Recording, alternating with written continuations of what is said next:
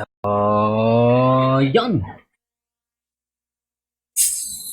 Napakatagal na nung huli ako nag-upload So, long time no see mga kapunguso. Ngayon, nagbabalik tayo upang muli mag-unbox na isang item or set of items na galing sa Lazada. Hindi ito from the 12/12 pero matagal ko na siya nabili. Siguro may almost a week na. So, kailan lang naman yung 12/12? 4 days ago. So, a week. Almost. Pero hindi siya kasama sa promo ng 12/12. So, tapos na yung 12/12. Kaya, yun. Pero I think hindi naman talaga siya kasama sa 12/12 promo. Wala siyang discount. So, bago tayo magsimula, kamusta kayo mga kamusto? Ayun ulit lang ako nakapag-post, nakapag-upload, nakapag-record ng video sa kabila ng sobrang busy. Ngayon, nakapag-video tayo dahil hindi ako makapag-practice. Dahil nagre-ready ako para sa aming Christmas party occasion or event na isasagawa sa Sabado, December 20, 2019. Which is, pagka mga new employee or employees, kailangan mag-perform. Mandatory. So, kailangan mag-practice dahil solo catch. So, solo lang ako magpe-perform. Sana maging maayos at hopefully yun. So, hindi ako makapag-practice dahil tinamaan na naman ako ng aking sakit nung one time na hindi ako nakapag-upload dahil nagkasakit ako. Yun ulit siya. So, ngayon, hindi ako makapag-practice dahil hindi ako makalakad ng maayos. And I decide to, imbes na mag-practice, mag-record na lang ng video. Since meron rin naman akong bagong item na I think makakatulong sa ibang hindi pa nakakaalam ng item na to. So, nabasa nyo naman na sa title kung ano yung laman nito. So, yun. So, sana tangkilikin nyo pa rin ang aking mga videos, especially mga unboxing videos. So, wala akong sponsors from my own pocket ito. So, sana. Hindi, joke lang. So, yun. Okay. Bago tayo mag-start, intro muna. Up! It's all about humanity.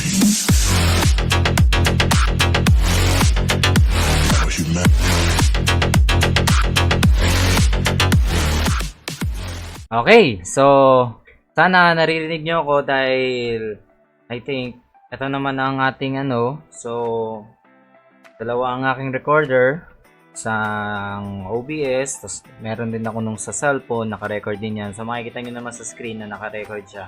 So I think sana hindi siya maging magulo or confusing sa iba. Try ko na lang i-edit ng maayos to. So yun. So etong item na to ay from Lazada. Pero origin niya is China. Kung makikita nyo naman dito, Lazada package number. So, LZDPH. Pero kung makikita nyo, meron siyang Chinese characters. Ayan, makikita nyo kung saan siya galing. Kung saan kayo mag-Chinese, pwede yung basahin yan. So, nasan ba yung package natin? So, makikita nyo naman, pinadeliver ko siya sa address na yan. So, ito yung mismong item. And nakapaskil din ang price niya. So, makikita nyo, description, new unlock Netgear Air Card 800S or AC800S, blah blah blah, 3CA, and etc. Worth 4,429 pesos only. So, ito na yung pinakamura na item na ganitong item na mabibili mo sa Lazada.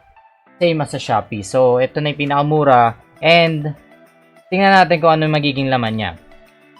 Actually, this is my second same item. Dahil yung una kong ganitong item, nasira siya. And I sold it for almost 3,000 pesos. And bought a new one. So, tingnan natin kung ano yung laman. Pero, sa totoo lang, bukas na to. Tinape ko lang ulit. Kasi, syempre gusto ko mapakita yung mismo unboxing kung ano yung talagang laman niya. Diniliver sa akin to, ito mismo. Nakabox siya, wala siyang packaging or tawag dito? parcel, wala siyang any plastic, kundi ito lang yung binigay mismo sa akin ng delivery man or person. So nakita nyo naman yung description, tingnan natin yung laman. Bukas na talaga siya kasi nakita nyo naman, tape lang, pero naka-packaging tape to. Safe yung pagkakabigay sa akin at walang damage. So, ito yung magiging laman niya. Meron siyang bubble wrap, pero on the side lang. So, kapag nabagsak siya dito, ganun din. So, kung i-rate ko yung packaging niya, actually, 8 out of 10. Kasi, madadamage pa rin yung item. Pero, fortunately, hindi siya ganun ka-damage and safe siyang na-deliver sa akin. Yun nga lang, inabot siya ng almost a week. In-order ko siya, I think, Friday. And nabigay din sa akin ng Friday. Ay, hindi. In-order ko siya ng Wednesday yata last week. Then, dumating siya Friday the other week. So, almost 2 weeks or 1 week, more than 1 week. So, yun. Medyo matagal siya kasi galing siya sa China. Pero kung titingnan mo mabuti or kung tutuusin mo, hindi na siya ganun katagal kasi okay na siya. So, kung mapapansin nyo, yung packaging ng mismong device, bukas na siya kasi ginamit ko na siya for testing. And, makikita nyo, hindi siya yung walang nakalagay na AC800S or neither Netgear. So, yung packaging niya, ganyan talaga siya. Ganun din, yung last item ko, ganito din yung packaging niya. As in, same box. So, I think ganito talaga binibenta. Mobile wifi, etc. Nandito yung other specs niya. Pero hindi ko siya pinagtuunan ng pansin dahil I think, hindi siya yung mismong specs ng AC800S. At the same time, and the other key features, may similarity siya pero hindi siya yung mismong specs. So, talagang packaging siya. Pero nakalagay naman I think nakalagay naman dun sa description sa Lazada, hindi talaga siya yung original box ng Netgear. So, kung gusto raw, pwede naman daw i-request na padalhan ng original box. I think kung ganun pagkakaintindi ko. Pero, since ganito rin naman yung unang binigay sa akin, hindi na ako nagreklamo pa. So, yun. Tabi na muna natin to dahil yun lang naman yung laman niya. So, pagka binuksan natin siya, ito magiging laman niya. First, accessories muna tayo. So, hindi. Sige, labas na natin lahat para makita nyo. So, wala na siyang laman. Tabi na natin. Tabi daw, na. So, first is the Optus Netgear. Optus Netgear Air Card AC800S. Makita niyo Optus.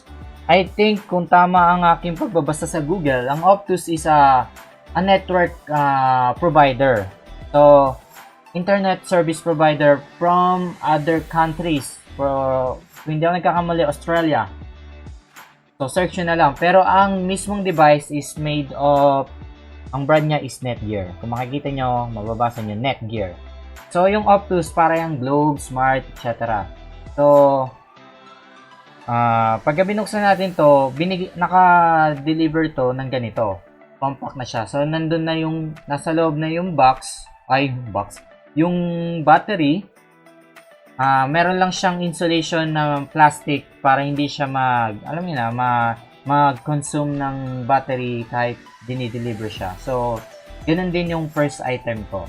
So, since gamit ko na to, nandito na yung SIM ko. Ang gamit ko is LTE, Smart LTE postpaid SIM. Sa mga nakakaalam ng Smart Corpo, yun ang gamit ko. Kung gusto niyo ng further questions, comment lang. Sasagutin ko hanggat sa kaya kong sagutin. So, makikita nyo naman, ang model is AC800S. So, I think tatakpan ko na lang yung IMEI or kung ano man tawag dyan para sa privacy na lang ng ano ko. Since makita yung number, so, yun. So, pasok lang natin. Next is yung kanyang 2 TS9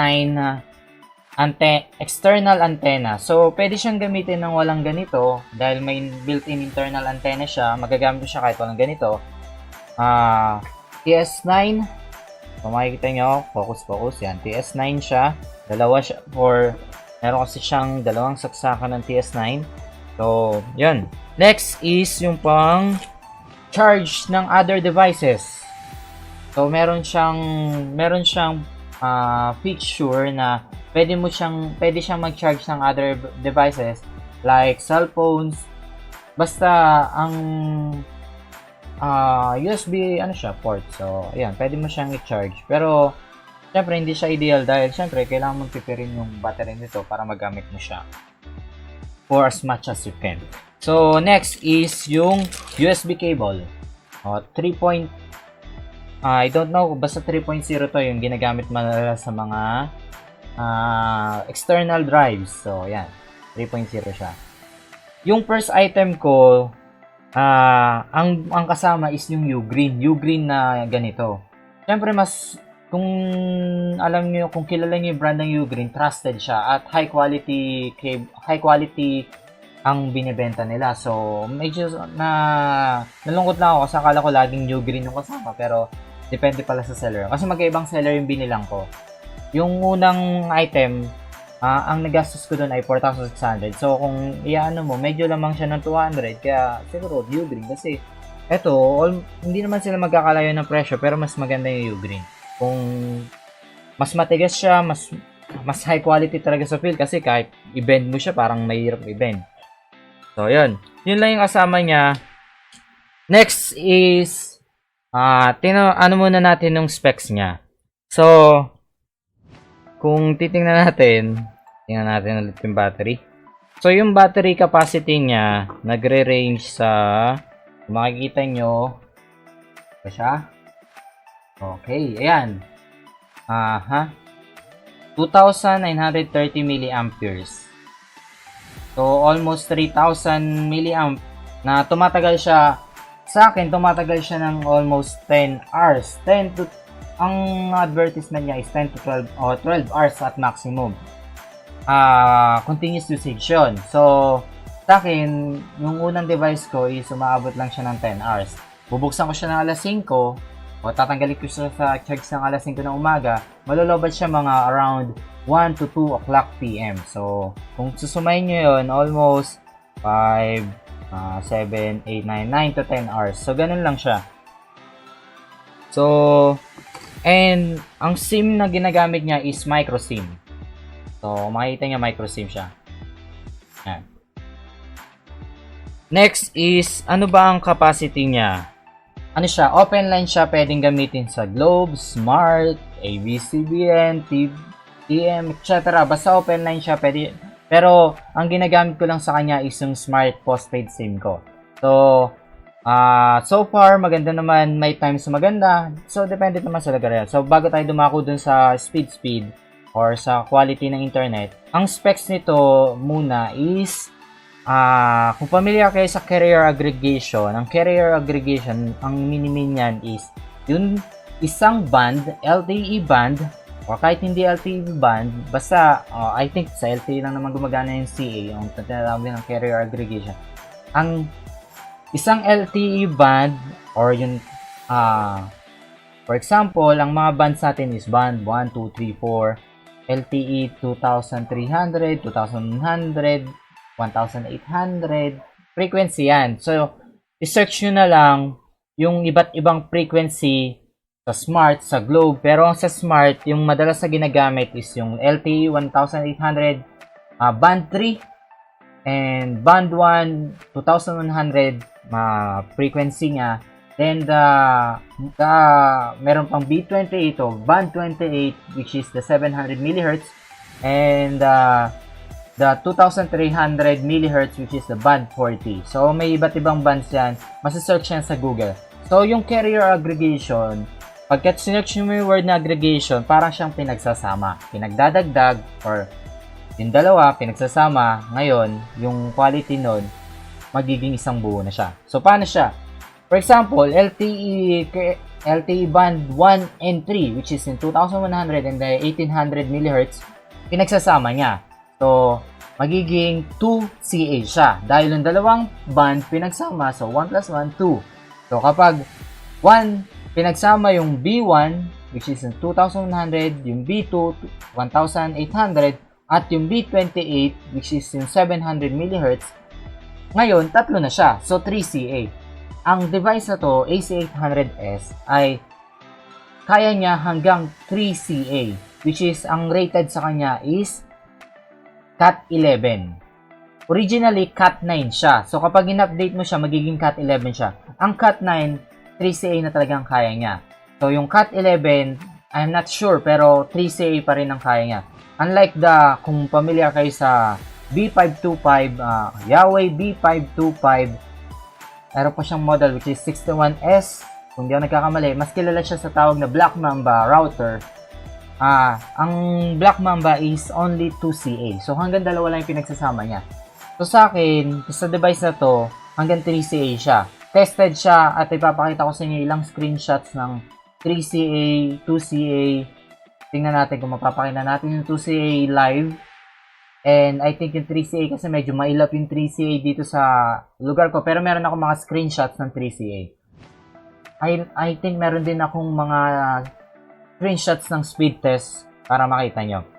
So, ang maximum speed niya, ang Cat 11 ay umaabot ng 600 Mbps. So, maximum yon. Pero syempre, kilala naman natin ng mga internet providers natin, hindi sila nagpro-provide ng ganon kabilis unless magbabayad yan sobrang mahal. So, sa mga nakakakilala ng Smart Corpo, ang binabayaran ng monthly, naturally ba yung tamang term? Yung karaniwan ay yung 2,500 per month. So, yun ang binabayaran ko monthly para magamit, mayroon ako internet. So, ano pa ba? So, ano siya? Touchscreen display or touchscreen siya, napipindot yung screen. Meron siyang power button sa taas, LED lights, yung charging port niya, and data port. Meron siyang 2TS9 na pwede mong isara para ma-protect siya from dirt and other scratches or other things. So, yun. So, kapag binuksan natin siya, okay. So, buksan natin siya. So, makikita nyo, Optus. Optus, kasi itong device na to, para siyang, mabibili lang talaga siya. Hindi siya nabibili, hindi siya nabibili separately sa yung device. Mailap siya kasi sa Netgear. Oh, meron palang nabibili sa mismong site ng Netgear. So, nakita nyo. I-hide ko na lang yung password. So, pwede ko naman palitan yan. So, yan. Makikita nyo, searching siya kasi, sabi ko nga sa inyo, gamit ko na to. Pero, pakita ko sa inyo muna na nakaset kasi to sa band 40. So, tingnan muna natin na naka 4G siya. So, yan. Makikita nyo naman, yan na, may signal siya kahit wala siyang TS9 antenna. So, yon. So, kung makikita nyo, sa settings nga, meron siyang, makikita nyo naman, touchscreen, merong display, meron siyang network settings. So, makikita nyo, meron siyang ganyan. Actually, madaming pwedeng i-explore dito, pero try natin bilisan. Ito yung sinasabi kong jump boost na pwede mong i-charge yung other devices. So, gagamit ka nitong kanina pinakita ko. So, yan. Then, yung other devices, kung makikita nyo naman information, yan, AC800S. So, updated na siya to the latest version. Software updates, etc. Support. O USB tethering. Yung USB tethering, since wala siyang LAN cable, yun ang pwede mong gamitin para magkaroon ka ng wired connection. So, ang kailangan mo nun, which is itong pinakita natin kanina, yung USB cable. So, papakita natin yan. So, meron siyang airplane mode, play. So, dito, pwede mo rin i-edit yung ano. So, itong device na to, dual band siya. Hindi siya yung band na tinutukoy ko kaninang LTE band. So, meron siyang 5 GHz na Wi-Fi. Meron din siyang 2.5 GHz na Wi-Fi. So, pwede siyang dalawang pagsabayin. Gamit ko dalawa kasi nasa second floor ako ng bahay. So, pagka 5 GHz lang yung pinapagana mo, hindi siya aabot hanggang baba. Mahihirapan yung other devices. So, kaya ginagamit ko dalawang Wi-Fi. Isang main Wi-Fi, isang secondary Wi-Fi. Secondary Wi-Fi ko is 2.5 GHz na pwedeng connect up to 15, I think 15 devices yata. So, 15 devices sa secondary, 5 devices sa main. So, yan. Options, yan, makita nyo naman. So, touchscreen siya. Responsive naman siya, pero may time na medyo maghahang siya. Pag medyo heavy yung So, since SIM-based siya, meron siyang mga text na marireceive, Wi-Fi, yan, makita nyo yung usage niya. Nasiset tong days kung ano man gusto mo. And, yan. So, yan. So, ano pa ba ang dapat nating Next, yun, pwede mo na siyang gamitin, pwede mo siyang saksakan nito ng PS9 para mas lumakas yung signal. So, ano pa ba ang dapat natin pakita? Sige, try natin siya i-connect. Meron na ako dito ng USB cable na nakakabit. So, ito na lang muna yung gagamitin nyo dahil nakakabit naman na.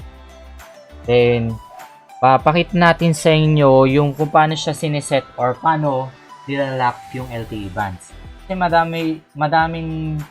hindi ko alam kung madaming nakakalam pero hindi simple or unlike sa mga Black Mamba na pwede mo siyang i-lock kahit sa cellphone mo lang. Dito kailangan mo ng computer, laptops na kailangan ma-connect siya through wired or through USB cable. So yun. So far, pagka tinignan natin paano ba natin titingnan? Okay, sige. Try muna natin to i-connect ng walang cable o walang signal para makita natin yung bands niya. So, yan.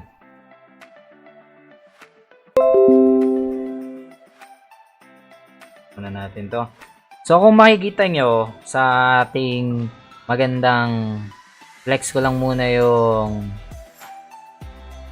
yung aking wallpaper, which is si Minatozaki Sana, Twice member, girl K-pop group, may bias. Hindi, joke lang. So, hindi joke lang yun.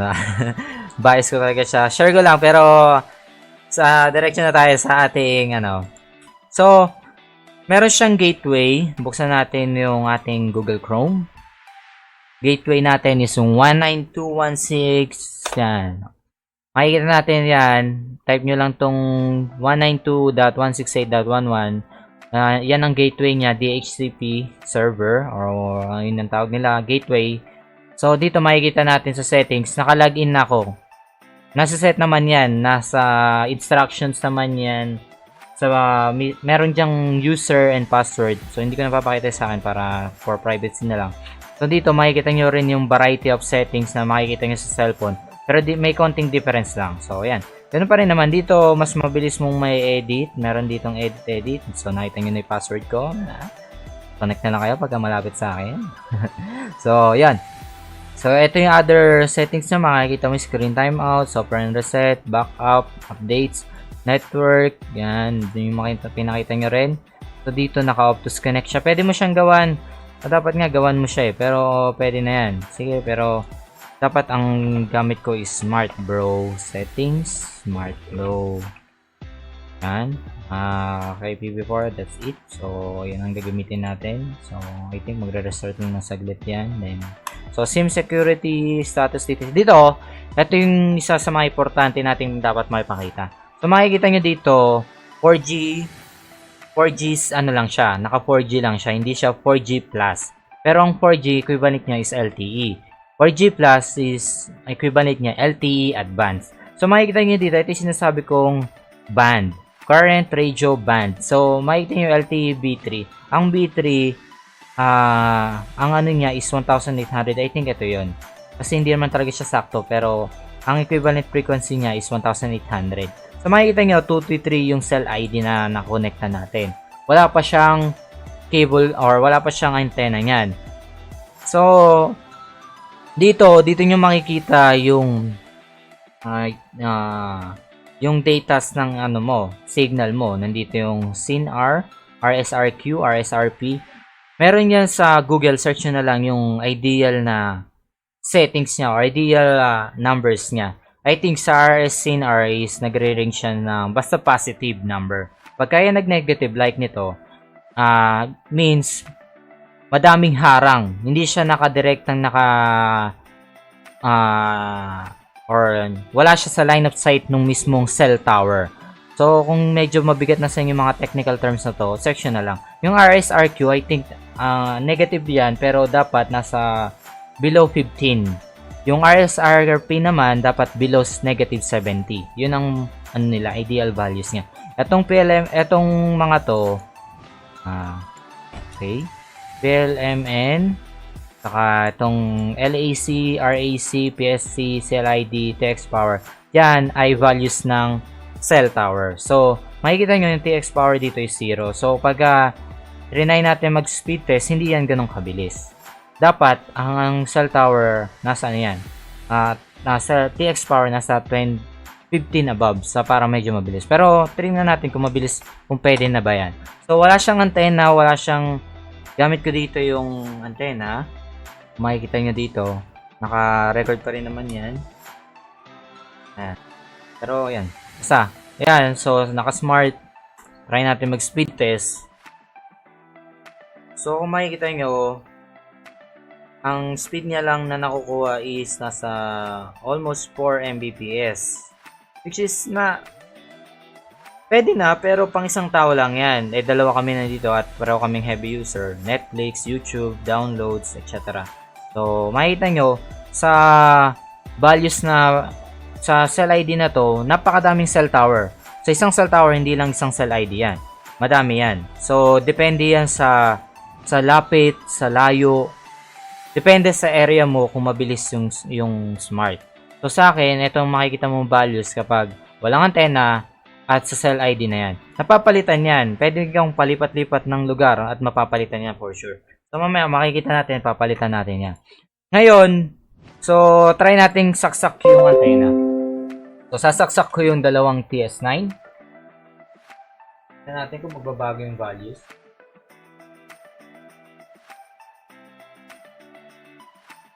So, tignan natin kung nagbago ba yung values. Not so much, I think. So, pero try natin munang bigyan ng breather siya. Gawin natin siyang automatic, then gawin ulit natin siyang 4G all. So, yan. Tingnan natin. Status detail 233 pa rin. Walang pinagbago. Kasi yung antenna na TS9 na pinakita ko sa inyo, ano lang siya, parang indoor antenna din siya. So, pwede siyang, since may TS9 antenna siya, pwede siyang gumamit ng external antenna, which is the MIMO antenna na nabibili sa Lazada, sa Shopee, or sa other sellers outside Lazada. So, mamaya pakita natin. Pero ngayon, kung makikita nyo, nakaset pa rin siya sa 233. Hindi ko siya magawang, hindi natin mapakita dito yung naka 4G plus siya. Okay, wala pa rin. So, 4G pa rin siya. Pero, nagbago yung ano niya. Nagbago yung cell ID niya. At the same time, nagbago yung bands niya. So, this time, B28 lang siya. So, like I said, nagbabago yung values niyan. Depende sa cell tower. So, tingnan nyo naman. Sobrang negative. Sobrang negative, no? So, ibig sabihin, mabagal yan. Kung titingnan natin yung speed niyan, tingnan natin.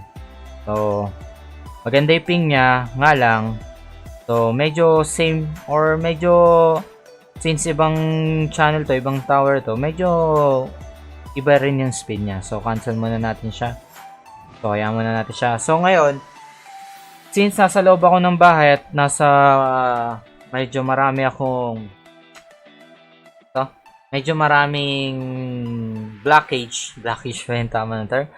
May mga ding-ding. So, hindi syempre magpupush yung antenna. So, syempre, kaya tayo gagamit ng external antenna. So, this time, gusto ko muna mapakita sa inyo ang tawag dito, yung carrier aggregation. Kasi ito, wala pa tong carrier aggregation. Kasi isang band lang yung na-connectan niya. So, try natin i-connect sa ito. So, unlike na sinabi ko, meron akong